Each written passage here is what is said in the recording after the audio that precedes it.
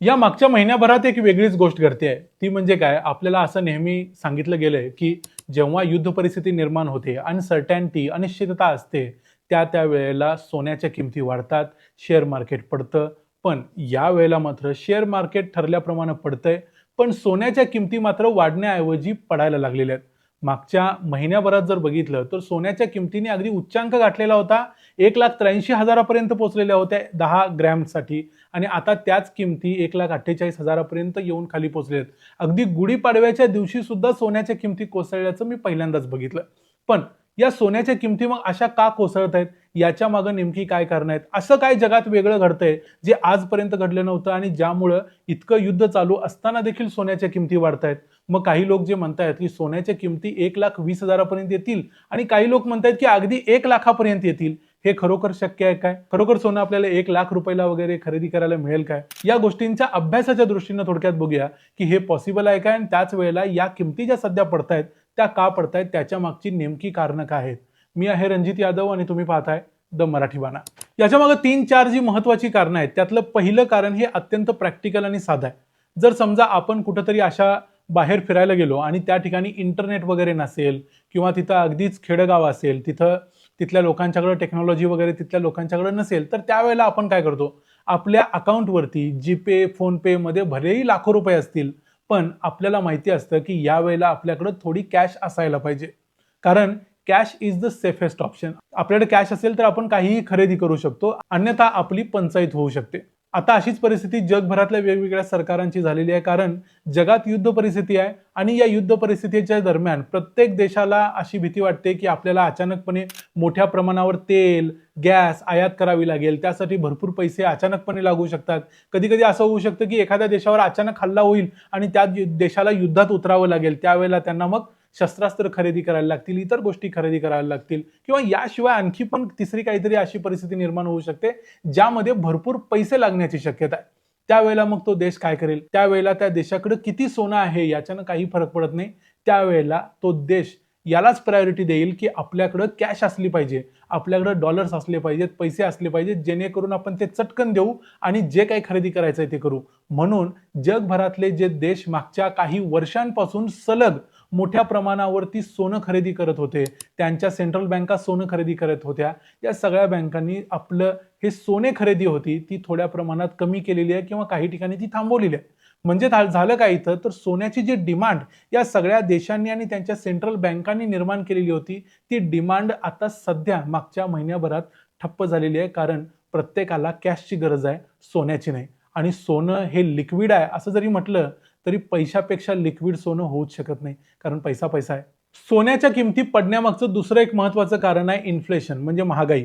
आता महागाई सध्या का वाढते आहे आणि आपल्याकडे जरी आपल्याला प्रत्यक्ष ती दिसत नसली तरी जगभर ती वाढायला सुरुवात झालेली आहे. जर बघितलं तर मागच्या महिन्यात क्रूड ऑइलच्या किमती साधारणपणे $60 ते $70 प्रति बॅरलच्या दरम्यान होत्या. त्यानंतर त्यांच्यामध्ये वाढ व्हायला सुरुवात झाली आणि आता सध्या या क्रूड ऑइलच्या किमती $110 प्रति बॅरलच्या आसपास जाऊन पोहोचल्या. म्हणजे 60-65 पासून डायरेक्ट 110 म्हणजे जवळजवळ डबल झाल्या. पण तरी देखील आता भारत सरकारनं आपल्याकडच्या पेट्रोल डिझेलच्या किमती वगैरे वाढवलेल्या नाहीत. त्यांनी त्या आपल्या लेवलवरती कंट्रोल केलेल्या आहेत, कारण त्यांना माहिती आहे एकदा या किमती वाढल्या तर जगभरातली जशी महागाई सध्या वाढायला सुरुवात झाली तशी भारतात देखील होईल. म्हणजे अशा क्रूड ऑइलच्या किमतीमुळे किंवा पेट्रोल डिझेलच्या किमतीमुळे महागाई का वाढते, तर त्याच्यामुळे त्याचं एक सगळ्यात महत्त्वाचं कारण ट्रान्सपोर्टेशन. ट्रान्सपोर्टेशन म्हणजे कुठलीही फळं, भाज्या असतील किंवा वस्तू असतील त्या एका ठिकाणाहून दुसऱ्या ठिकाणी न्यायचं असतील तर त्यासाठी ट्रान्सपोर्टेशनची जी कॉस्ट आहे ती वाढते आणि ती कॉस्ट जर वाढली तर इन्फ्लेशन वाढते. म्हणजे त्या वस्तू आणि सेवांच्या किमती वाढतात आणि त्या किमती वाढल्या की मग इन्फ्लेशन व्हायला सुरुवात होतं. थोडक्यात काय, पैशाची व्हॅल्यू कमी होते आणि प्रत्येक वस्तू ही महाग वाटायला लागते किंवा व्हायला लागते. मग अशा वेळेला काय केलं जातं, तर इन्फ्लेशन होऊ नये किंवा इन्फ्लेशन जास्त वाढू नये म्हणून इंटरेस्ट रेट वाढवले जात नाहीत. आणि अमेरिकेमध्ये एक फेडरल बँक आहे. ही फेडरल बँक म्हणजे तिथली मध्यवर्ती बँक आहे. ही बँक काय करत असते, तर अमेरिकेमधले जे इंटरेस्ट रेट आहेत ती कंट्रोल करायचं किंवा मॅनेज करायचं काम करत असते. त्यांनी जर इंटरेस्ट रेट वाढवले तर लोक काय करतात, तर मोठ्या प्रमाणावर पैसे हे अमेरिकन बॉन्ड्समध्ये इन्व्हेस्ट करतात किंवा डॉलर्समध्ये इन्व्हेस्ट करतात. त्यांना सोन्यामध्ये इन्व्हेस्ट करायची गरज वाटत नाही. किंवा त्यांनी जर रेट कट केले किंवा थोडक्यात जर इंटरेस्ट रेट कमी झाले तर लोकांना मग तिथं जास्त काही व्याज मिळत नाही, परतावा मिळत नाही. बॉन्ड्सवरती जो काही इंटरेस्ट आहे तो कमी मिळायला लागतो. मग हे लोक जाऊन सोन्यामध्ये इन्व्हेस्ट करतात. आता जेव्हा 17 आणि 18 मार्चला या महिन्यामध्ये ही मीटिंग झाली, त्यावेळेला तिथल्या फेडरल रिझर्व्हनं असं ठरवलं की आता जे सध्याचे रेट होते 3.50 3.75% दरम्यान ते तसेच ठेवायचे. म्हणून त्यांनी ते रेट तसेच ठेवले. जे कट करण्याची अपेक्षा होती मार्केटला ती त्यांनी केली नाही. म्हणून मग तिथल्या लोकांनी देखील मोठमोठे जे इन्व्हेस्टर्स असतात, श्रीमंत लोक असतात, ज्यांच्याकडे भरपूर पैसा असतो इन्व्हेस्ट करायला, ते मग सोन्यामध्ये इन्व्हेस्ट करण्याच्या ऐवजी ते डायरेक्ट अमेरिकन बॉन्डमध्ये किंवा अमेरिकन डॉलरमध्ये इन्व्हेस्ट करतात. कारण तिथं त्यांना चांगला परतावा किंवा चांगला रिटर्न मिळतो. कारण सोन्यामध्ये फक्त इन्व्हेस्ट केली म्हणून डायरेक्ट काय रिटर्न मिळत नाही. कारण सोन्याची किंमत वाढली तर रिटर्न मिळणार. सोनं काही व्याज देत नाही. पण बॉन्ड्स किंवा अमेरिकन डॉलर्समध्ये अशा पद्धतीने परतावा मिळू शकतो. आणि अमेरिकन डॉलर स्ट्रॉंग होतो म्हणजे काय होतो बघा, मागच्या महिन्यात $1 बरोबर 90 रुपये होते. आता सध्या $1 बरोबर 94 रुपयाच्या आसपास येऊन पोहोचलाय. म्हणजे तुम्ही मागच्या महिन्यात $1 जरी आपल्याजवळ ठेवला असता तर आत्ता तुम्ही 94 रुपये भारताची खरेदी करू शकता. इतकी पॉवर त्या एका डॉलरची आहे. म्हणून डॉलर स्ट्रॉंग होताना प्रत्येकाला असं वाटतं की आपल्याकडे डॉलर पाहिजे. आणि एकदा डॉलर स्ट्रॉंग व्हायला लागला की मग जगभरातल्या जे अमेरिका सोडून बाकी देशातले लोक आहेत ना, त्यांच्यासाठी सोनं खरेदी करणं जास्त अवघड होतं. कारण मग सगळ्या ज्या किमती असतात त्या सगळ्या डॉलरमध्ये डिफाईन होतात. त्यामुळे जास्त पैसे देऊन मग ते सोनं खरेदी करायला लागतं. अशी परिस्थिती होते. तिसरी एक महत्त्वाची गोष्ट आहे ती म्हणजे प्रॉफिट बुकिंग. प्रत्येकाला वाटत होतं की सोनं 2 लाख क्रॉस करणार, 3 लाख क्रॉस करणार, 4 लाख पर्यंत जाणार वगैरे वगैरे. हे सगळं होत असताना काही लोकांनी ते 1 लाखावर खरेदी केलं, 1,20,000, 1,30,000, 1,40,000 या रेट्सवरती खरेदी केलेलं होतं. आता यामध्ये फक्त फिजिकल गोल्डवाले नाही, फिजिकल गोल्डवाले यामध्ये सगळ्यात कमी असतात. इथं सगळ्यात जास्त आकडा येतो तो डिजिटल गोल्ड खरेदी करणाऱ्यांचा किंवा ETF खरेदी करणाऱ्यांचा. यांना प्रत्येकाला वाटतं की आताच शेवटची संधी आहे प्रॉफिट बुक करायची. आता याच्यापेक्षा जर सोन्याच्या किमती पडल्या तर मग आपण काय रिटर्न मिळवला. म्हणून हे सगळे लोक प्रॉफिट बुकिंग करायला लागले.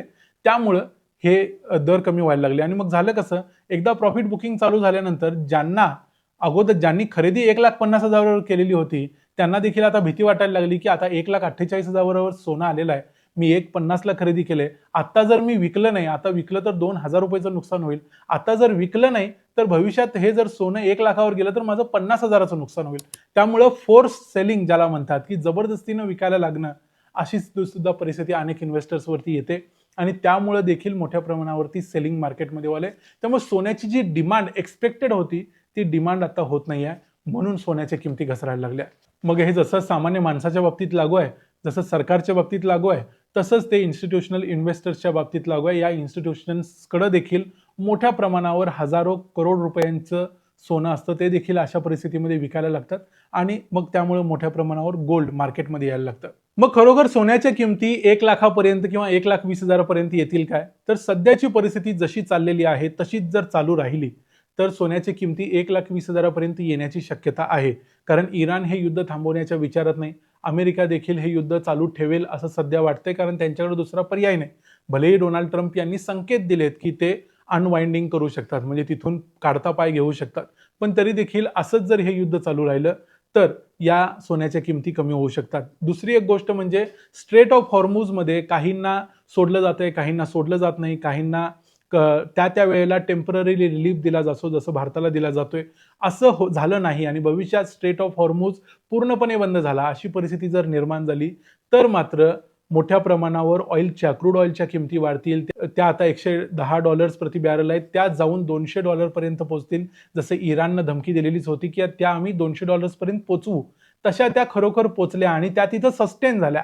काही आठवडे, काही महिने जर त्या ठिकाणी राहिल्या तर मात्र सोन्याच्या किमती अजून कोसळू शकतात. कारण मग जगभरातल्या प्रत्येक देशाला क्रूड ऑइलवरती किंवा एकूणच ऑइलवरती, एनर्जीवरती खूप जास्त पैसे खर्च करायला लागतील आणि त्यासाठी मग गोल्डचा पर्याय हा लांबचा पर्याय होईल. म्हणून सोन्याकडे जास्त लोक वळणार नाहीत आणि सोन्याच्या किमती कमी व्हायला लागतील. कदाचित त्या 1 लाख रुपयांपर्यंत, भारतीय रुपयांपर्यंत प्रति 10 ग्रॅमला येऊ शकतात.